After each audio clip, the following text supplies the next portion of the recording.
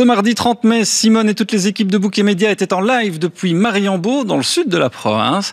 On va vous parler karting, on va vous parler chemin de fer, brasserie, bref, folklore et tradition, avec Florence et ses invités. En 1929, Simone et Louise depuis...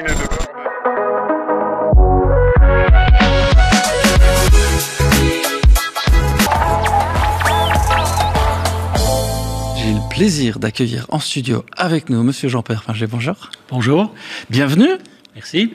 Mariembourgeois pure souche. Dans l'âme. Dans l'âme, depuis combien de générations? Oh, depuis 1740. Ah, ça remonte.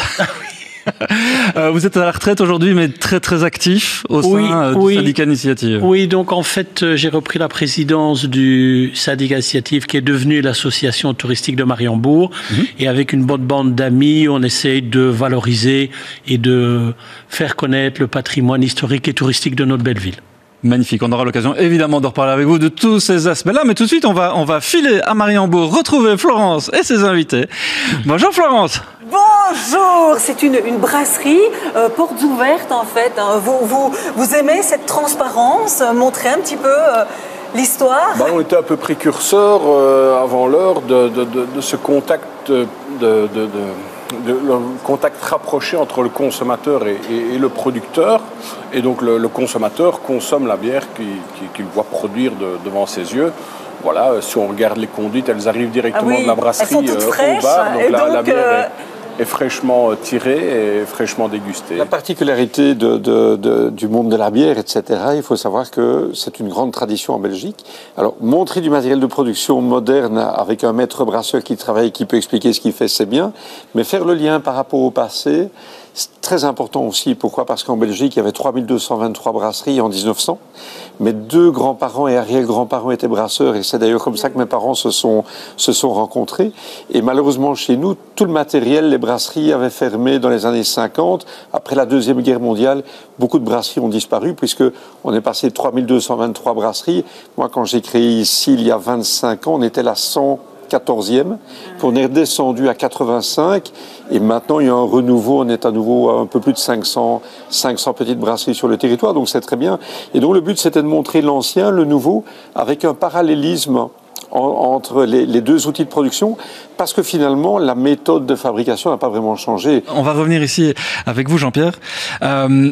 Brasserie des Fagnes, c'est un peu le fer de lance du tourisme dans la région, c'est un peu un endroit un peu iconique aussi. Oui, et alors, en regardant ces images, d'office, je pensais, pour les anciens, ça a été pendant des années un dancing. D'accord. Qui s'appelait le Moulin Rouge. Vous avez vu, il y avait un moulin. Et je pense que tous les Français des Ardennes ont défilé pour venir côtoyer les jeunes filles belges. Et donc, il y a beaucoup de bons souvenirs à ce dancing avant d'être la brasserie. Et c'est vrai que la famille Lauveau est un moteur économique incontestable de la région de Couva-Mariembourg, c'est clair. Dites-nous dans le chat si vous avez déjà eu l'occasion d'aller visiter cet endroit. Est-ce que vous en avez pensé, évidemment, si vous faites partie du folklore et du patrimoine du côté de Mariembourg. Je pense que Florence est dans le centre-ville de Mariembourg. On va pouvoir aller la rejoindre. Oui, les amis. Donc, je suis ici au Brias, un lieu, figurez-vous, où on nous regarde. On peut... Venez nous voir. Venez, on va se voir. On est là. Et j'ai à mes côtés Hugues Robert, qui est cafetier, bien connu ici dans la région. Et vous êtes également très actif au niveau des associations. Mais il faut, quand on est dans l'Oreca, il faut être actif, il faut soutenir tous ceux qui font des festivités, comme on a eu ce week-end d'ailleurs. C'était un beau week-end. Ouais, ça a été un super beau week-end. Le temps était de la partie. La météo était avec vous, ouais. J'allais dire. Ça a été chapeau. Vraiment pour les organisateurs. On remercie d'ailleurs la marche Notre-Dame de la Brouffe qui a organisé cette Pentecôte avec le goûter matrimonial. Et ça a été vraiment un succès. Et vous avez fêté un anniversaire 40 ans. 40 ans. 40 ans dans l'Oreca, ça se fête, voilà. Oui, surtout à l'heure actuelle, parce qu'on sait aussi que c'est pas évident de maintenir. Mais ici, il y a quand même pas mal de petits cafés. Donc, comment vous expliquez le succès des petits cafés? Oui. L'accueil est fort important, ça je le dis à beaucoup de gens qui reprennent des cafés, des restaurants et tout ça. À l'heure actuelle, c'est ça qui prime. Il faut vraiment être accueillant, souriant. Je sais que des fois, c'est pas facile parce que quand on a du travail, c'est pas évident de sourire tout le temps. Mais voilà, c'est ça, c'est le petit truc. Et alors ici à Mariembourg, on se fait un plaisir de dire bonjour, s'il vous plaît, merci, au revoir. Mais c'est Oui, ça a l'air de rien, dans mais les c'est villes, important. voilà, c'est tout. C'est comme ça. C'est la mentalité mariembourgeoise. Il faut s'y faire. Et voilà, c'est pour ça que tous les cafés marchent en tout cas. Je pense que Florence est avec les joueurs de whist. Surveille ici. Hein. Oui, parce qu'il faut savoir qu'il y a des traditions qu'on ne change pas. Hein. Le mardi, c'est jour de Whist. whist. Toujours ici. Depuis 2001. Mais il y a un autre établissement avant, tenu par Hugues toujours, mais à 500 mètres d'ici. Jean-Pierre, joueur de whist aussi? Non, je suis pas très joueur. Pas très joueur. Je suis plus bricoleur que joueur. D'accord. Jean-Pierre, on a entendu 3 fois depuis le début de l'émission des gens qui se rattrapent en disant village, non, ville. Oui. Il y a une explication à ça. Alors, je crois qu'il est temps vraiment de parler de ça parce que c'est vraiment quelque chose qui tarabusque tout le monde. Alors, c'est relativement simple. Il faut savoir que, comme je vous le disais, qu'on a reçu 6 monarques et notamment Louis XIV. Louis XIV qui repassait du siège de Namur et s'arrêtait bien entendu dans sa forteresse de Mariembourg. Il logeait à l'extérieur, à l'endroit actuel du camping communal qui s'appelait le Camp Royal. Et quand Louis XIV allait à un endroit et qu'il y logeait, si petit soit-il, parce qu'il faut quand même rappeler que Mariembourg est un village de 2000 habitants, d'office, il donnait le statut de ville royale. D'accord. Il donnait le statut de curé royal et il donnait le statut d'église royale. Donc c'est tout simplement pour cela que Mariembourg est bien une ville et pas un village. D'accord, donc rien à voir avec le nombre d'habitants. Pas du tout. Ça n'a rien à voir avec non, ça. absolument pas. C'est parce qu'il y a un décret royal qui voilà, a été... c'est tout à fait. D'accord. Tout à fait, tout à fait. Parfait. Vous avez la Oui, ben voilà, justement. Donc on a Fanny Oui, je ne mentais ici pas, hein. qui va nous expliquer. Alors, ça c'est une rabotte. Une rabotte, donc c'est une pomme entière Oui. qui est dans une pâte feuilletée et caramélisée. Et Voilà. ça, moi je n'ai jamais vu. C'est vraiment une spécialité Oui, de la ici, région, du coin. Voilà. Et on a chacun nos recettes et voilà. Et uniquement à la pomme, on ne fait ça avec, on fait pas avec une rabotte aux poires Non, ou. non. Voilà.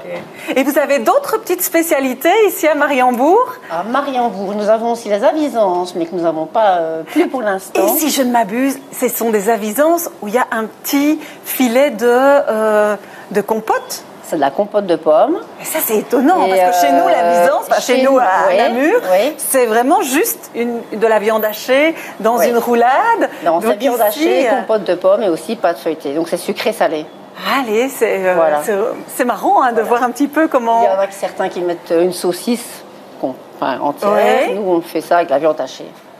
Allez. Voilà, vous n'avez pas la peau, vous n'avez pas tout ça. Oui, c'est vrai. Il y a un autre projet, c'est un projet de friche d'ailleurs qui inclut une zone humide, si je ne me trompe pas, avec plusieurs mares qui sont creusées pour favoriser le maintien d'une importante population de crapauds. Oui. Cette zone Natura 2000, c'est aussi, on a parlé à un Viroin, le parc Oui. du Viroin, c'est un moment important, ça date d'il y a quelques mois à peine. Oui. Le fait d'être reconnu comme parc national, c'est vraiment important ça. Mais je pense que ça va évidemment amener du monde, ça va amener de l'argent, ça va amener un potentiel supplémentaire parce que, comme il le disait très bien, c'est toujours une question de finances, il faut des moyens, il y a plein de bonne volonté, il y a plein de gens qui souhaitent faire avancer le bouchon, comme on dit, mais évidemment c'est toujours le nerf de la guerre qui fait. Et donc je pense qu'il y a une vraie attente du côté de tout ce qui est nature avec l'avènement au titre national du parc Furoinval. Parfait. Je pense que Florence a un invité et des bagnoles. Les Cox. Oui. Écoutez, c'est vraiment du live. Ici, on est sur la place. On attendait désespérément la coccinelle. Et de fait, la coccinelle a eu un petit souci. Elle est tombée en panne, donc il a fallu la tracter, etc. Donc, elle vient d'arriver. Mais donc, dans l'intervalle, en fait, pour nous parler des coccinelles, j'ai ailé Michel Henry qui tient un magasin de chaussures ici sur la place. Et c'est lui, en fait, qui a lancé avec une bande de copains une grosse concentration de cox dans les années. Qui est devenu une grosse. Ah oui, au début ça allait et puis après ça a explosé. Hein. Vous avez eu combien de personnes? On a commencé la première année, on a fait une centaine de voitures. C'était un petit pari entre nous. Après la visite d'un bon ami qui était déjà amateur, un liégeois, qui était amateur de coccinelle et qui avait un petit bricolet là-dedans. Et il rentre une fois d'une grosse concentre française, mais le VW national. Il me dit, Mich, j'ai trouvé quelque chose de terrible. Il dit, on va faire une concentre à Liège. On va faire une concentre à Liège. Je l'ai doublé, j'ai fait ma première concentre à Mariembourg. Mais ici, à Mariembourg. On a commencé avec une centaine de voitures, petitement, mais c'était déjà pas mal comme expérience. En fait, j'étais dans un autre comité qui cherchait à remplacer la fête de la Madeleine parce que ça ne marchait plus. Et je suis arrivé avec ça. Première année, petit succès, mais très sympa. Et d'année en année, ça a gonflé, le succès a gonflé. On avait organisé ça, on n'était pas trop bête à ce niveau-là, parce qu'on goupillait ça vers le 14 juillet. Ah oui. Pour que les Français remontent, de Bordeaux, de Grenoble, on en a eu de partout, remontent pour faire le 14 juillet ici. Donc là, voilà, la voiture qui a été un petit peu, voilà, qui a un petit peu fait des siennes. Hein. Stécie, ça n'a pas été simple de venir. Hein. Non, pas du tout. À croire qu'elle ne voulait pas venir sous les caméras aujourd'hui, mais voilà, on est là. Et donc, pour la petite histoire, voilà, nous, on est vraiment la jeune génération de passionnés de coccinelle. À savoir, comme Michel Henry a certainement expliqué, il y a 24 ans de ça, il y avait tout un grand événement ici de quelques jours sur la place de Mariembourg, donc pour les rassemblements de coccinelle. Coccinelle et autres, hein, toutes les vieilles VW refroidies par air, comme ils disent. Et donc voilà, nous on a voulu relancer un peu cette idée en se disant bon, on va faire la demande, mais on n'était vraiment pas certain que ça passe. Et puis finalement ça a été accepté, donc on a eu 2 mois vraiment pour tout préparer, tout mettre en place. Et avec la participation et l'aide d'aussi Michel Henry et certains anciens, on a réussi à... C'était l'an dernier, la première édition, oui, c'est ça? Exactement. Et alors, ici, donc, vous vous apprêtez à vivre une seconde édition, c'est au mois de septembre, hein? C'est le 16 et le 17 septembre de cette année, oui, exactement. Sur ici, enfin ici même. Sur la place. Ouais, exactement. Alors, vous pouvez nous présenter un petit peu ces 2 très très belles voitures? Alors, du coup, la 401, c'est vraiment une histoire de famille parce que elle a appartenu à mon papa à l'époque. Donc, il a commencé, je vais dire, à conduire, etc. avec cette voiture. Exactement, qu'il a fait vraiment de A à Z. Et elle a, aujourd'hui, maintenant, ça fait 24 ans, enfin 23 l'année passée, qu'elle n'avait plus tourné, qu'elle est restée dans un garage, voilà. Et moi, j'ai décidé de la relancer, à savoir qu'il est décédé il y a 23 ans aussi. Donc ça a beaucoup de sens aussi pour vous de remettre la voiture. Oui, je comprends. Donc voilà. Et du coup, elle est telle qu'elle, comme il y a 24 ans d'ici. On n'a rien changé. On a juste avec un petit peu d'huile de coude et mais elle est sympa. Hein. Voilà. Je ne sais pas si on peut venir voir ici un petit peu l'intérieur. Si vous pouvez un petit peu nous présenter ses spécificités. Oui. Donc du coup, en fait, elle a été préparée un peu version rallye comme ça parce qu'il était un peu foufou du volant, voilà. Les sièges baquets, etc. Les arceaux aussi sur l'arrière. Ici, c'est un microcosme à Mariembourg. Hein. On ferme une porte de voiture, boum, on tombe sur Patou, qui est une marcheuse et donc qui sort d'un long week-end festif. Hein. Oui, 4 jours de fête, oui. C'était intensif, mais c'est gai. On se retrouve tous ensemble, c'est chouette. Alors ça se déroule comment, ces festivités de la Pentecôte? À la Pentecôte, nous commençons, cette année-ci, nous avons fait un apéro mariembourgeois. Oui. Donc on conviait tout le monde. Puis c'est notre cassage du verre. Ah, le cassage du verre. Alors forcément, pour ceux qui ne connaissent pas trop le monde des marches, en quoi ça consiste exactement? Donc celui qui prend une place d'officier ou de sous-officier doit prendre un verre, avec de la goutte évidemment, jurer honneur et fidélité à la marche Notre-Dame de la Brouffe. Il boit son verre, il le casse. D'accord. Donc dans une pastille. Quand il ne te casse pas, on recommence. Ah voilà. Oui. Et donc on en mais boit en général, les filles n'en boivent qu'un. Les garçons, oui. Et après, on se promène dans Mariembourg. Oui. Et puis on s'est tous retrouvés ici après pour une soirée dansante et voilà. Et fiesta, alors jusqu'au bout de la nuit. Voilà. Pendant 4 jours pour préparer notre 50e l'année prochaine. Alors la marche, elle a lieu pendant l'été. Oui, c'est ça. Ici, nous avons encore le 29 juillet la sortie des officiers. Oui. Donc là, c'est tous ceux qui ont cassé leur verre ressortent de nouveau dans Mariembourg avec les tambours et voilà, mais toujours pas habillés. Et nous marchons cette année-ci le 12, 14 et 15 août. Ah, d'accord. Oui. Et pas le 13 août. Non, ça c'est journée repos. Journée repos, mais on va faire une petite fête tous ensemble. Donc on ne sort en fait son costume que lors de la marche. Oui. Le 12 août, oui, on sort notre costume sans les gants. Le 14 août au soir, on met les gants parce que nous allons chercher Notre-Dame de la Brouffe à la chapelle, que nous ramenons ici à l'église. Et le lendemain, à la procession, nous reprenons Notre-Dame de la Brouffe et nous la ramenons à la chapelle. Ah oui, oui, oui. Et vous marchez depuis combien de temps? 21 ans cette année. 21 ans cette année. Oh, mais ça, c'est une... Et vous avez découvert comment? On tombe dedans quand on est tout petit ou on peut... Je suis de Mariembourg, donc vous voyez... Vous avez j'ai toujours connu ça. Et puis, comme j'aimais bien, j'ai pu créer le peloton des petits marcheurs. Et c'est comme ça que j'ai commencé. Merci à ton invité. On revient avec vous, Jean-Pierre. Marcheur? Alors, moi, je ne suis pas du tout marcheur, mais peut-être apporter une petite touche historique. En fait, il faut savoir que c'est Napoléon qui a décidé que les marches seraient accompagnées par des militaires. Et donc, toute cette procession, cette habitude date de Napoléon. Et évidemment, l'entre-Sambre-et-Meuse se regorge de marches, on ne doit pas les citer. Mais il faut avoir la santé, parce que je peux vous dire que le 3e jour... Ça pique. Oui, il y en a certains qui tombent endormis. Tout à fait. Je pense que Florence a une nouvelle invitée. Oui, alors c'est un personnage. C'est un personnage, mais on m'a dit que je ne pouvais pas aller à Mariembourg sans aller dire bonjour à Madeleine. Bonjour Madeleine. Bonjour. Alors, vous tenez en fait un petit magasin tout à fait original. J'aurais bien été vous montrer à l'intérieur, mais hélas, la 4G ne passe pas.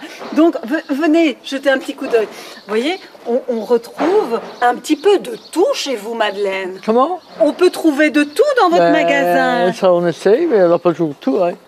Bon, quand même, les gens qui viennent chez vous, c'est principalement, ils viennent acheter quoi principalement? Ah, ça dépend ce qu'ils montent, hein.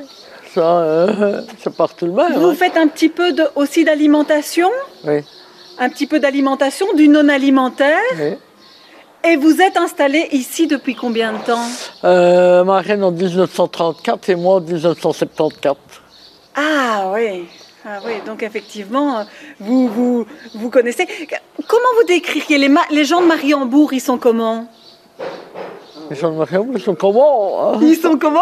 Comme ils sont, quoi. Ils sont comme ils sont. Ils sont comme ils sont. Simone n'aurait pas pu trouver mieux. C'est vraiment l'incarnation d'une dame qui est toujours célibataire et qui a passé sa vie à tenir son petit magasin, à tenir l'église. Et figurez-vous qu'à l'âge qu'elle a, et je ne citerai pas son nom, tous les matins, elle fait 1 voire 2 kilomètres pour aller ouvrir la chapelle Notre-Dame de la Brouffe. Et tous les soirs, par tout temps, elle fait le même chemin pour aller fermer la chapelle Notre-Dame de la Brouffe. Donc, ces gens qui ont une dévotion, elle porte la statue à la marche du 15 août. Donc, c'est vraiment un personnage. Alors, c'est très comique parce que c'est vraiment le petit boutiquot qui n'a plus évolué depuis 50 ans. Mais bien entendu, les gens y vont parce qu'il manque de sucre ou qu'il manque de lait ou qu'ils voudraient acheter 3 verres de chimée. Voilà un peu le genre. Alors, c'est rigolo parce qu'en quittant chez Madeleine, je retombe sur Hugues qui me dit... Là, hein? Ah, mais Madeleine, c'est un monument mariembourgeois. Je pense que ce magasin, il n'en existe plus en Belgique. Il faut venir à Mariembourg pour le voir. En plus, elle est extraordinaire, d'une gentillesse incroyable. Et elle vous accueille vraiment avec l'esprit mariembourgeois, encore une fois. Mais tu me disais que quand elle est passée à la télévision, tout le monde a crié. Tout le monde a crié « Madeleine, Madeleine !» Parce que nous autres, c'est notre Madeleine, voilà, il n'y en a qu'une. Je pense que Florence est arrivée sur le chemin de fer des Trois-Vallées. On est vraiment ravis de pouvoir vous retrouver aux alentours de Mariembourg. Et là, on est à un endroit un peu mythique aussi de la région, Florence. Et c'est vraiment un incontournable quand on vient à Mariembourg. Bien sûr, il y a beaucoup de beaux endroits à Mariembourg, mais ce chemin de fer des Trois-Vallées, on a pas mal à montrer, ça c'est sûr. Alors, l'idée c'est, on part de Mariembourg, on va à Traigne. Oui. Pas seulement. En fait, on peut composer son voyage comme on le souhaite. Donc, on peut démarrer de Mariembourg. De Traigne aussi. De Traigne. On peut embarquer aussi en cours de ligne. Donc, on peut démarrer de Dolois, de Nîmes, de Vierve, etc. Donc, on peut faire une partie de voyage seulement, continuer à pied, en vélo, parce qu'on embarque aussi les vélos gratuitement à bord du train. Ça, il faut le savoir. Il y a beaucoup de vélos qui viennent ici, soit pour boire quelque chose en terrasse, ou alors embarquer à bord du train, ou alors prendre aussi le Ravel, donc, et partir jusqu'à Astières ou plus loin encore. Donc voilà, à cette époque, en fait, on se rend compte qu'il y en a beaucoup qui prennent l'avion et on ne prend plus le train. On ne prend plus le temps de prendre le train. Donc certains font leur premier voyage ici en train à vapeur. C'est vraiment, c'est incroyable, parce que ces machines ici, cette petite locomotive, parce que chez nous c'est une petite, mais elle fait quand même 35 tonnes, c'est une énorme préparation, hein, donc il y a 5 heures de chauffe, et donc on peut assister aux différentes étapes de préparation de cette machine. Donc bien souvent ce sont les grands-parents qui arrivent ici avec les petits et qui montrent ainsi leur époque, parce que pour eux ce sont des souvenirs. C'est énorme, hein. C'est énorme, mais on monte petit à petit en température pour pouvoir atteindre la pression, pour pouvoir démarrer. Et donc tout ça se fait ici à Mariembourg. On peut assister à toutes ces étapes et voir au bout de 5 heures cette machine démarrer. Donc là on peut embarquer à bord du train et découvrir cette belle région.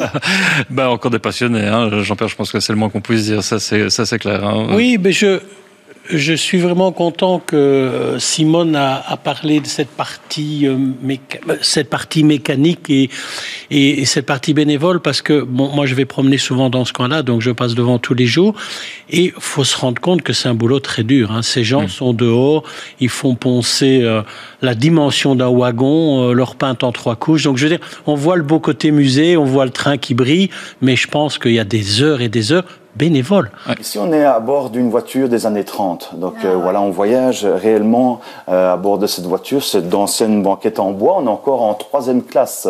Donc à l'époque, maintenant, cette 3e classe a disparu. On a différentes voitures, hein, donc on a également d'autres voitures des années 50, mais celles-ci sont vraiment magnifiques, hein, quand on voit. Voilà, on se retrouve vraiment plongé dans le passé. Dans une autre ambiance. Voilà. C'est un voyage dans le passé en même temps. Oui. Et donc on est accompagné, donc il y a l'accompagnateur de train qui passe et qui demande comme ça si on a bien payé son petit ticket à l'entrée. Hein, donc faut passer toujours par le centre d'accueil, jamais oublier. Et puis après, vous pouvez prendre place ici et on est parti pour 40 minutes de voyage. Jean-Pierre, c'est un bel exemple ça de ce qu'est Mariembourg, hein, ce mélange de tradition, de modernité, un peu de folie aussi, non? Un peu. On arrive tout doucement au terme de cette émission, Jean-Pierre. Merci beaucoup de nous avoir accompagnés pendant ces 2 heures. C'est moi qui remercie Bouquet d'avoir mis aussi bien ma ville à l'honneur.